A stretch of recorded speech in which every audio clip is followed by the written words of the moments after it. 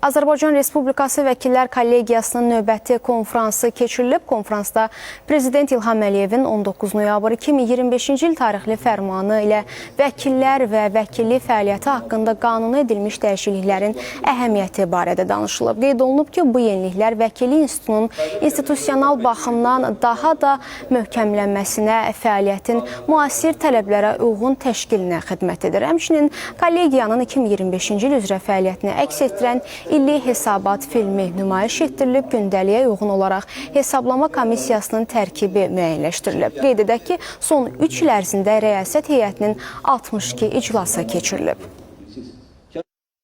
Vəkilliyə test üsulu ilə qəbulun 2004-cü ildən tətbiq olunduğunu nəzərə alsaq, qeyd edilməlidir ki, 2004-2018-ci illər ərzində, yəni 14 il ərzində cəmi 5 yazılı test imtahanı keçirilib.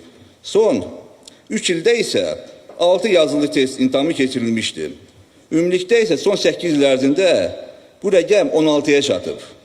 Bu 16 imtahanda 6893 namizəd iştirak edib.